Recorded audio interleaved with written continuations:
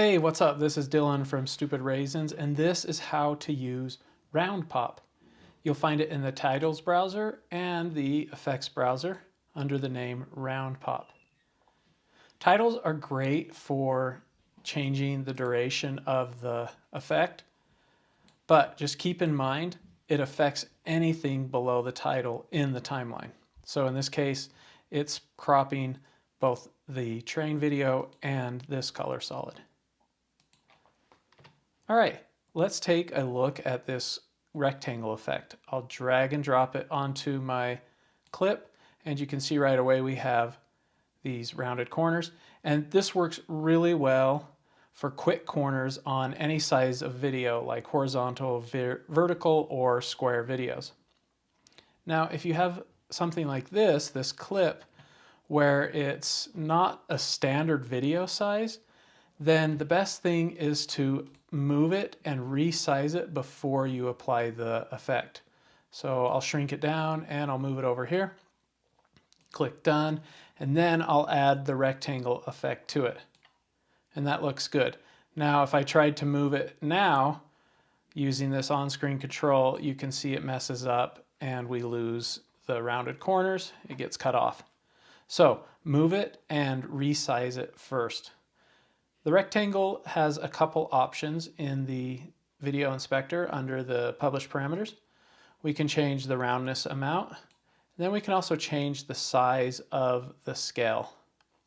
Okay, now if you want more customization or options, then take a look at the circle and the square templates. I've got this video here and I want to make a picture-in-picture effect, so I'll just drag and drop circle onto my top video. And right away, I can start to fine-tune it using these on-screen controls. This one moves the mask around, so we'll put it over her face. And then this one, I can drag and drop in the corners to make the mask bigger or smaller. I can also independently change the width and the height using the controls on the side of this square. And then if I click on the corner, I can also, at the same time, I can rotate it. All right, that looks pretty good. And then when I click anywhere in the center here, I can move both the clip and the mask around. We'll put it right here. Let's take a look at the published parameters. I have a bunch of animations options. I can turn them on and off by clicking the checkbox, and I can also stack them, so I can have it pop in and fade in at the same time if I want. These controls right here are all tied or connected to the on-screen controls I showed you earlier, and they can be used to keyframe or fine-tune them. If I messed up that angle, I can fix it right here. There we go, that looks good. All right, right here under circle, I can change the width and the height of it, just like I could with the on-screen controls here. And I can also change the curvature of it. I can give it a soft look as well. And then down here, I can add an opacity. I can add an outline. I just turn up the opacity and I've got a nice outline. Let's change the color. Try something like that, and let's make it thicker. There we go. I can also offset it, and I can make it inside the circle or outside the circle. These fade controls here apply when I'm using either gradient or outline gradient for my outline.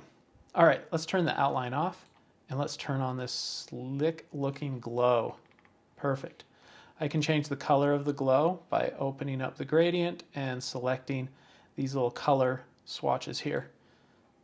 Let's try like a mint green to, like a dark green right here. There we go. That looks good. And then I can use the rest of these controls to customize the look of the glow even more. Let's turn that off, and now I can add a drop shadow. Just click that. I can change the color. Let's turn up the opacity. Let's have it point straight down. And then let's pull it away with this distance slider a little bit more, about right there. And then let's blur it. All right, that looks good. And just like that, I have a really nice looking picture-in-picture effect. And best of all, it was free.